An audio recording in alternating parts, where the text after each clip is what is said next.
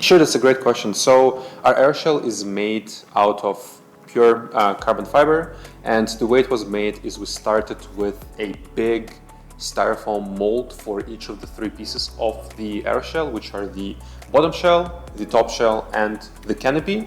And we started with those styrofoam pieces. We've done a fiberglass layup over that over those styrofoam blocks to get the nice, clean, smooth mold out of the fiberglass. Then the fiberglass mold was flipped upside down to reveal the shape that we want.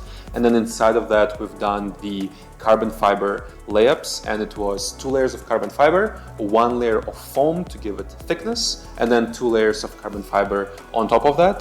The total process for the entire bottom aeroshell took about 5 months or so, I believe. We started back in November and I think finished in April, and that's excluding all the auxiliary parts and all the cutouts we needed to do afterwards to integrate all the pieces together.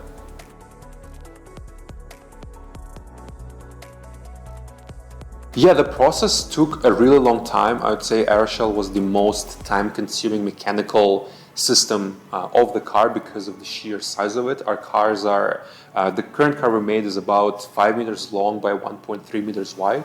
So it's one of the biggest carbon fiber and composite parts there are on campus. And I'd say one of the biggest challenges was logistics. The building we're currently at does not really have the space for us to do these kinds of composite layups, so we had to take it across campus to a professional paint booth where we were able to do those layups safe, such that none of the fumes go into the air and we don't harm the environment. But taking it to paint shop like every day at 5 a.m. I think that was a bit of a challenging part.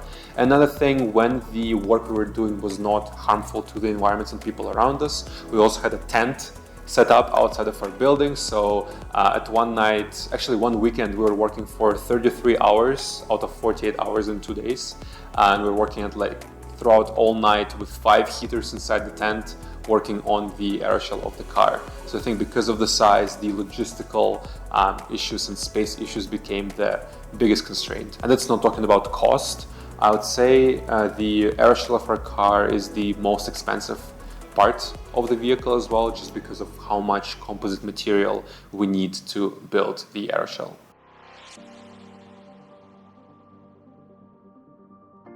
Aeroshell is the thing that you see the first, because it is the exterior of the car. It provides the aerodynamic performance of our vehicles.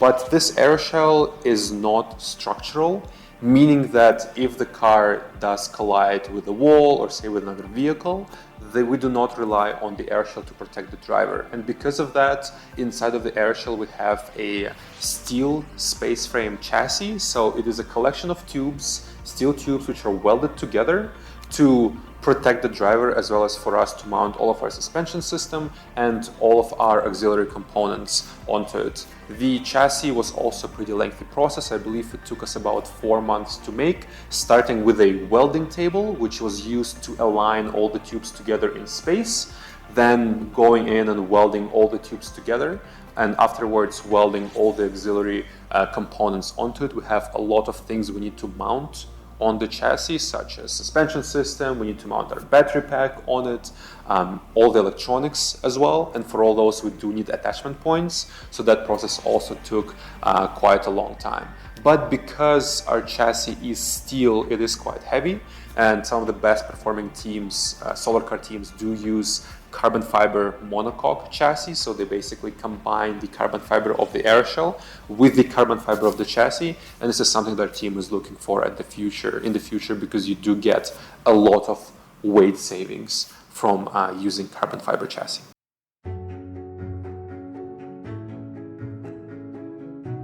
Yeah, so our battery is made up of 416 lithium-ion cells, and it's configured in a way that when the pack is fully charged, is roughly 130 volts, and the battery capacity is roughly 5.2 kilowatt hours.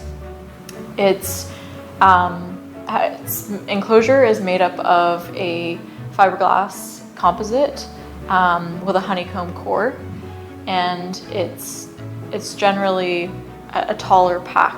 So it's a rectangular shape, but it's a taller pack, and it's located behind our driver.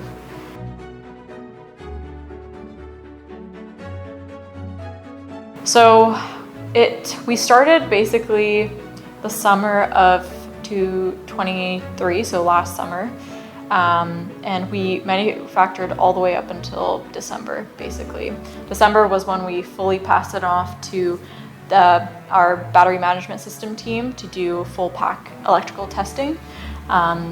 But it was the actual manufacturing started in the summer, but prior to that, the term before, in January, we started doing practice manufacturing. So this included practice soldering our cells onto PCBs, practice manufacturing and press fitting of our Molexes, which are our main electrical connectors in our battery, and everything up to like practice layups for our composite enclosure. So it was basically a full year, but the first 4 months of it was practice manufacturing, and then the rest of it was actually manufacturing the battery.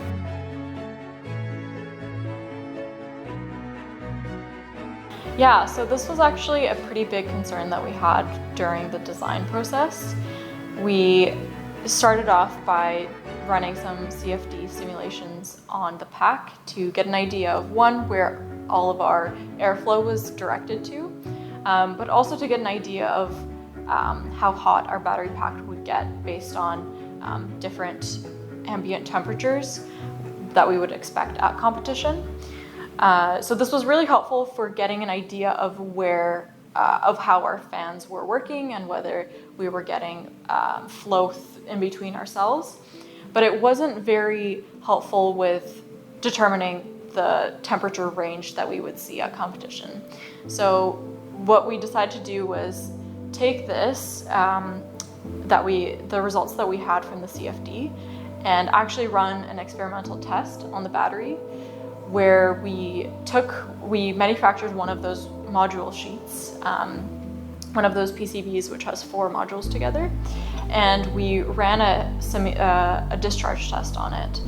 We tried to mimic ambient temperature by getting the air around the fans to roughly 40 degrees, but what we noticed was that because we were simulating this in an environment like Vancouver's summer, it was definitely not telling of how it would perform in Kentucky, especially with like the humidity and the high heat that we'd experienced there. So although we had a good idea of where our pack flow would be directed and a rough idea of what temperature range we'd expect, it was not enough to really know how well our pack would perform in that environment.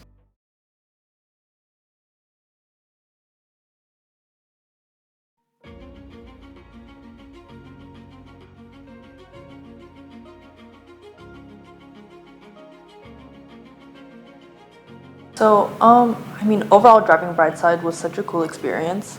It's definitely different from driving like a regular car, but Brightside, it was designed to be like a road-ready vehicle, so I don't think we ran into any super major challenges when driving. However, I will say, like, I'm not claustrophobic, but the occupant space is pretty tight and not the most comfortable. And then factoring in like the heat in Kentucky, I'd say like the most difficult part was probably just like sitting in the car and driving there for hours at a time. But I mean, our goal was to perform well during the competition, so we did what we had to do and just got the laps in around the track. Yeah, Brian had to finish some of his laps out on the track that day. Honestly, we had never driven in rain like that. We weren't really prepared to. But we wanted to show that our car was capable of driving in like any sort of conditions possible, so that we're like ready to compete at the American Solar Challenge. So honestly, it was kind of just like we're just betting on being fine, just like getting out on the track and finishing the laps.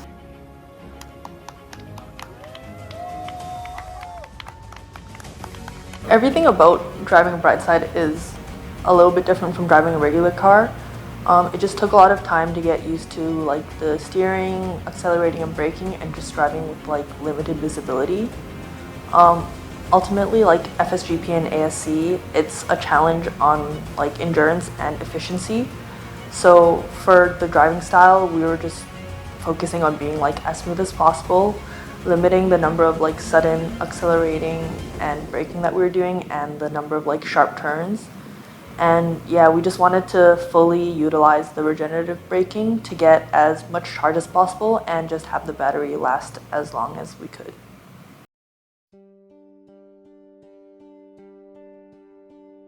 Apart from all the stuff we went through at scrutineering, one of the biggest challenges we had at FSGP was driving in the rain. So day 2 of the race, we look at the weather and it's like, oh, it's gonna rain. It's gonna be super, super rainy during the middle of the day. And earlier that morning, one of the scrutineers, Tyler, had come up to us and had said, basically that you guys need to prove that your car can drive in the rain so that you can get the chance to go to ASC, because cars that go to ASC are reliable, i.e. they can drive in extreme weather conditions. Now for us, building a solar car, I don't think we really thought that, oh shoot, we're gonna have to drive in the rain. So this was uncharted territory for us. We were gonna have to test this out for the first time on the track. But because we wanted to make ASC, we thought, let's do it, so we went ahead.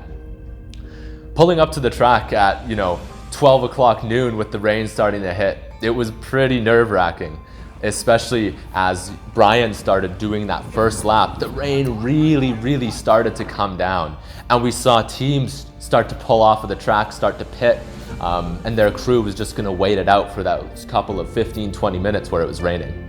But because our strategy was to qualify for ASC and prove that our car was reliable, we thought, let's go ahead, let's keep going. So second lap, third lap, Brian's talking about, oh, water's coming up to my feet. I mean, I'm feeling kind of wet, and we're all kind of gritting our teeth and trying to make sure that the battery's not going to get water on it, that our steering wheel's not going to get water on it, all these kind of things.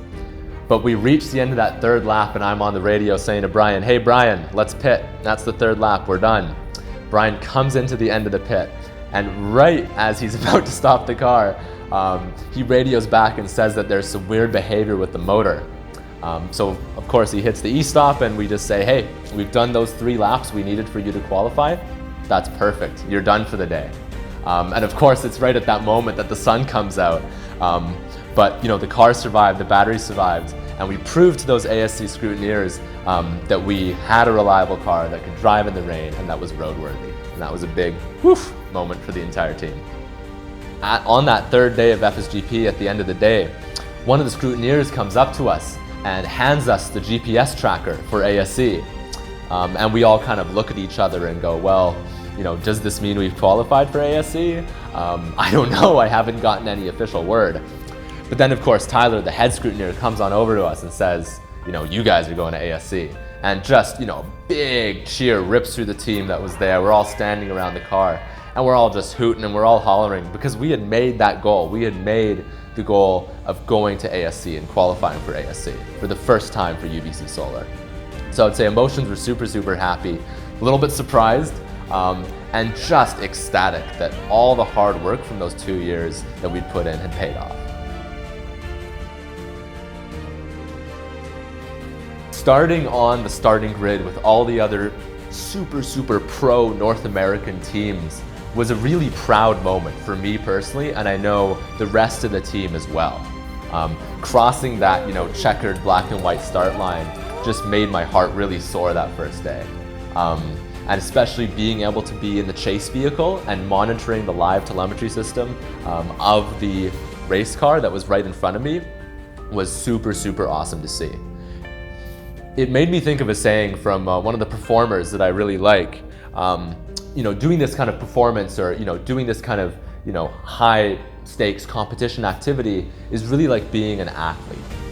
Athletes spend years putting in the reps, putting in the time to build their own strength and to build their own coordination. But when it comes time to competition, they've put in all those reps. They've put in all that time to practice. And at competition, it's just time to perform and time to execute. And I really felt like on that first day of ASC, all that work of the past 2 years of UBC Solar had gone into just being able to perform and execute driving an awesome solar-powered car on public roads in Nashville and throughout the United States.